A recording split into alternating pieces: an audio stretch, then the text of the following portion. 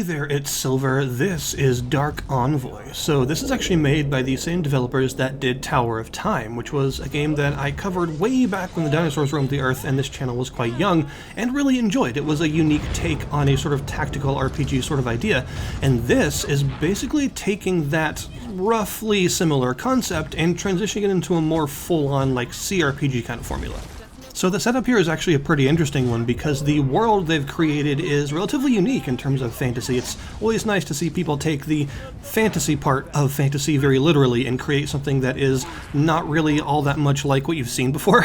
And in this case, I think they've done a relatively good job of creating a pretty unique setting. So the idea, from what I can tell, is that there is a planet where beings like elves and other fantasy races have existed, but humans did not, and the humans actually came to it from somewhere else and brought technology with them. So they were basically allowed to stay in this incredibly magically powerful society because of the uniquely high technology that they brought. And the main idea seems to be that there is an empire, a human empire, that sort of rules a good amount of the world, but there's also this league, and the league involves other more native races, and they're sort of, well, they're at war basically, but it's the kind of war that's not all like out-and-out battles, and a lot of it is like posturing in cities and hating each other and stuff, but still having embassies in the same locations and stuff like that. So it's effectively a lukewarm war, basically. And your characters were members of a city that was sort of neutral in all of this, a city of mostly humans that existed kind of on the outskirts of society, so they never really had to take part in this war because they just sort of existed in their own place.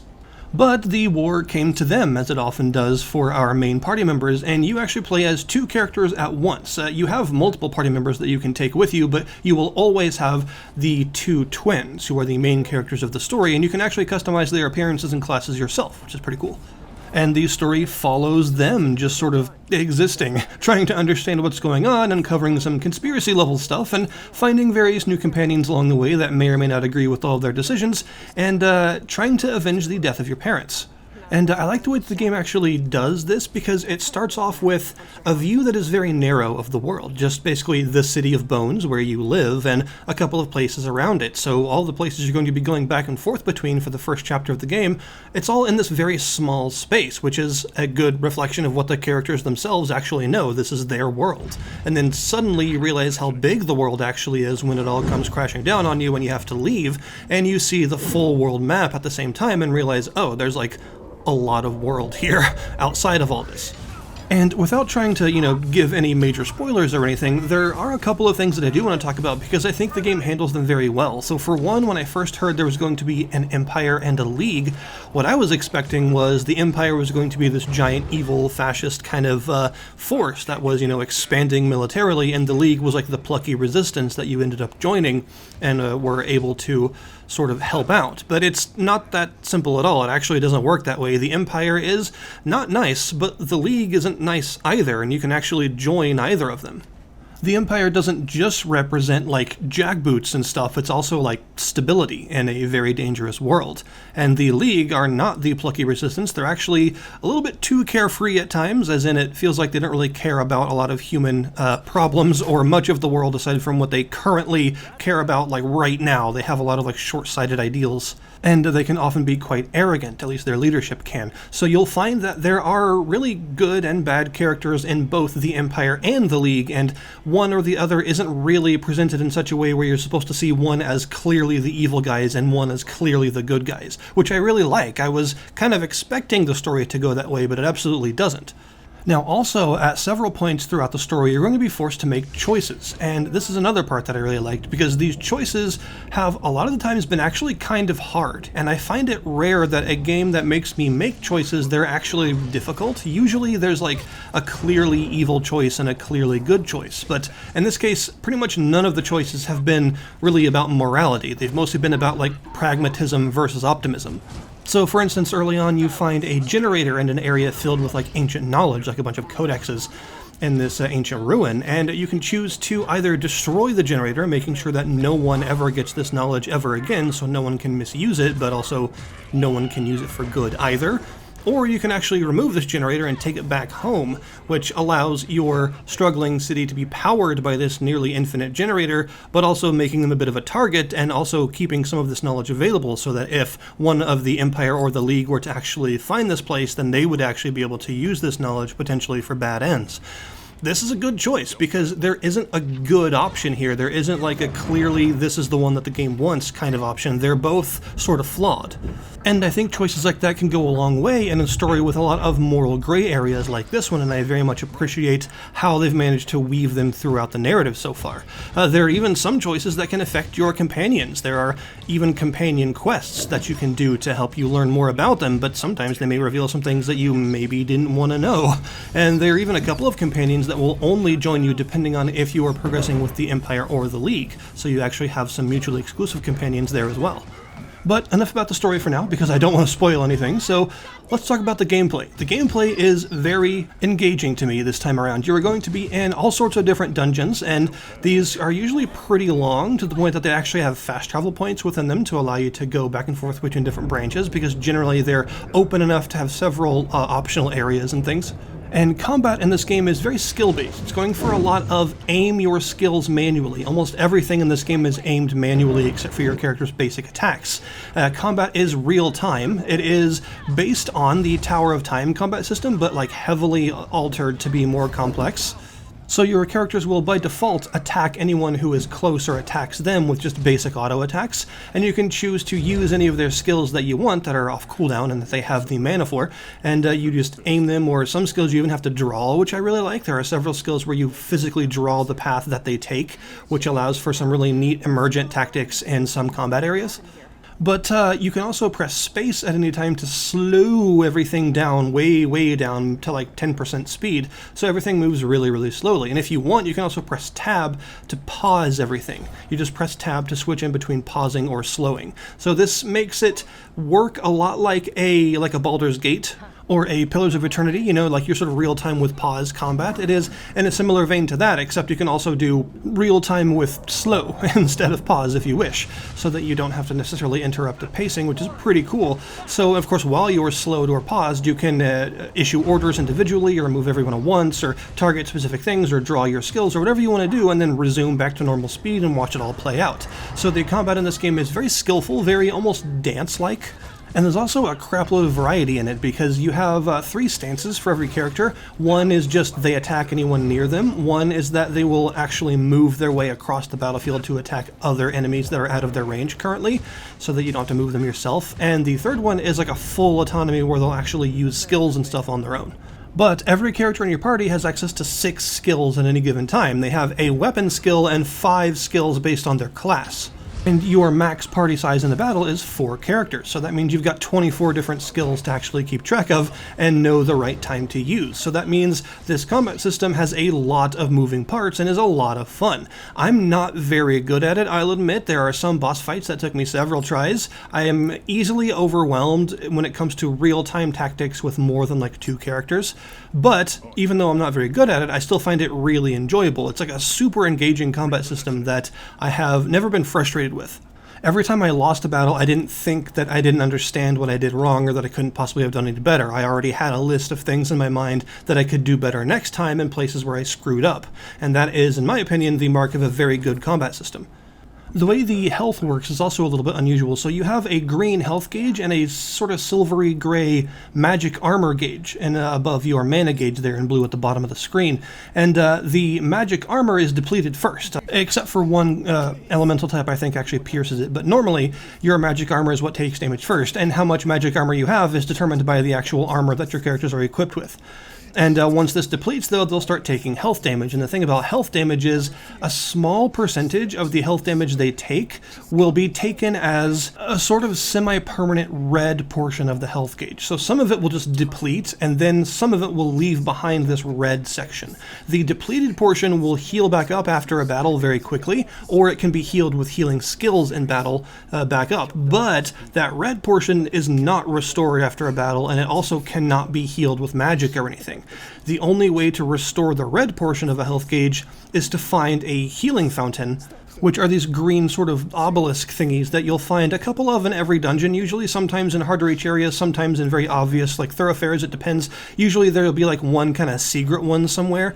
But the thing about these is they're limited use. You can only use them a total of 4 times each. And since you have 4 party members, that means you can basically fully heal your party once at each of them before it's completely depleted and you gotta find a new one.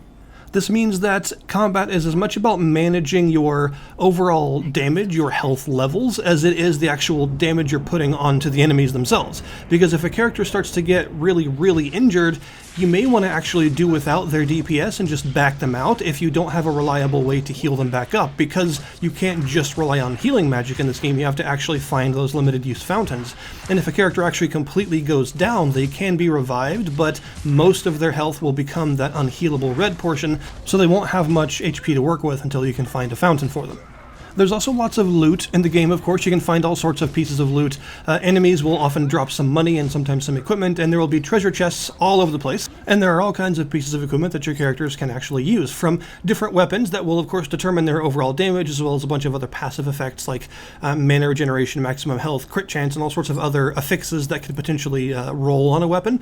You've also got all your usual armor slots, including helmets, and your 2 ring slots and 1 amulet slot. So you have a pretty good amount of customization for what each character can wear, and the armor and weapons do actually show visually, which I really like, and they have some pretty well-made models. In fact, I would say in general this game is quite good-looking. For a 3D indie game, you know, that kind of thing can be difficult to do, and I think they managed to pull off a really nice sense of scale, especially for areas like the large, like, underground temple areas, the big ancient areas, as well as the major cities that you'll be seeing, which have a lot of, like, parallax-y stuff in the background that gives the cities more depth and it lets you see that there's a lot more to the city than just the area that you're walking around in currently. And that also is just a relatively impressive-looking game, in my opinion, for an indie project. It has a really nice use of color, where the colors really pop in certain areas, because the, like, ancient structures and things will often have, like, certain glowing bits and stuff that really, they show a lot of, like, glowing color. And also the combat and spell effects are nice as well, and the enemy models and the boss models and all that stuff. It's a good looking game, in my opinion. I especially like the sort of overgrown mossy vine effects that you'll see in some of the ancient temples and stuff. I think it adds a lot to the stonework and things to have all this, like, overgrown stuff, so that you don't get that fatigue of, like, constant repeating stonework texture, you know what I mean? It's a nice touch. What I really like about the equipment system is that a lot of like legendary weapons will have a special enchantment on them that's actually named, and these tend to be really cool. They can be, you know, pistols that fire 5 rounds of lightning at once or something ridiculous like that. Like, a lot of them are really impressive big effects and not boring at all, which I'm always a fan of in a loot system that uses a lot of affixes and stuff. I want the legendary level stuff to be really effectual and really unique, and this game does a good job of making some really fun stuff like that to find. It also does have a crafting system where you can use different metals along with the various recipes you've learned to actually craft some gear, and the metal you choose is sort of like determines the tier of the gear, basically. There's also an enchantment system that allows you to enchant any gear that has some empty slots on it, and these are also determined by, like, you know, the quality of the cores you're using and stuff to get new enchantments. You can also find shops around the place that will sell new enchantments and stuff like that, and new crafting recipes. There's also the research system. Sometimes when you're exploring, especially in out-of-the-way areas, you'll find these obelisks that will give you research notes, and you can spend these research notes back at a safe area back at the city in order to progress through these research trees. And there are several different ones, and they each have different effects. So some of them affect your entire party's stats or give you unique abilities, like the ability to deploy cover once per combat and stuff like that, which is really handy. Some of them are like new crafting materials or maybe new enchantments and things. So these are sort of like your meta progression for your overall party. I definitely recommend looking into them because they tend to be quite powerful, so they're things you don't want to sleep on for sure. There are 4 different classes in the game that you can choose from, and of course different companions will have different classes, but there are also 3 different specializations for each class, so there's actually quite a lot of class variety in the game when it comes down to it. And once you hit level 7, you can choose your own specialization for your characters, but of course all of your companions will also have theirs. and each class has its own tree of active and passive skills that you can purchase with level up points, as well as each specialized class also having its own tree that's just as large as the base class tree, with even more active and passive skills on it that you can use specialized points in order to unlock once you get to the certain level threshold that allows you to get those. There is a level up system, and it tends to work on your entire party, it seems. So, you know, when one person levels up, everyone does, which is always nice. That way you don't have to, like, grind someone. But the level ups give you more skills to use on that skill tree that I mentioned, but there's also some attribute points, so you can put points into your attributes like, you know, maximum health, mana, weapon damage, all those things. And these are kind of cool because every 5 points gives you some sort of big passive benefit. Like, for instance, the might attribute is sort of your main weapon damage attribute, and this one at 15 points makes it to where every 6th attack you do with your weapon ignores all enemy defenses, which is pretty crazy. And I think if you get like 25 points in it, it's every 3 attacks instead. So these are pretty significant bonuses, which is nice. And I should also mention that this game is very anti-grind. It's like you can't grind, actually. Not only do the characters tend to level up in groups, but also whenever you have a mission, you can go to the world map and go and do your mission. But when you're on the world map, there will also spawn a couple of other optional dungeons that you could do in between if you want to, just for some extra loot and levels. But you can only do one of those per main mission. You cannot grind them. So once you complete one of these side dungeons, then when you go back on the map, these side dungeons will be grayed out, and you'll have to complete a main quest first, and then you'll be able to play another side dungeon if you want to. So basically, you have a strict limitation that makes it to where you cannot grind in this game, which I appreciate that, because, hey, making an RPG that specifically avoids grinding is always a fun thing to try, and I think they've done a good job. The overall difficulty curve seems pretty well done. The boss fights in particular are a lot of fun. They tend to be almost puzzle-like in terms of how you need to actually accomplish them, and there also tend to be multiple phase, with the boss's health gauge actually separated into different phases, so you know when the phase transition is going to happen, which is a nice touch. But at no point have I felt that I simply needed to be a lot stronger to win. Like, you know, like I mentioned earlier, every time I failed, I already knew some of the things that I was doing wrong, so I never felt like I simply needed bigger numbers or else I couldn't win. It was more the case of I just need to be smarter and use my abilities better and pay more attention and, you know, give each character their own orders more quickly and stuff like that. And once I was able to get all that down, I was able to succeed without needing to grind for numbers. So I definitely think they've been successful in their attempts to create more of an anti-grind, as it were. The voice acting is pretty good as well, especially the 2 main characters and several of your companions. They have some really nice voice acting and some really nice line delivery. I especially like the female main character's voice acting, Kayla. She just has a lot of like really good emotion in her line. She has some really good reads.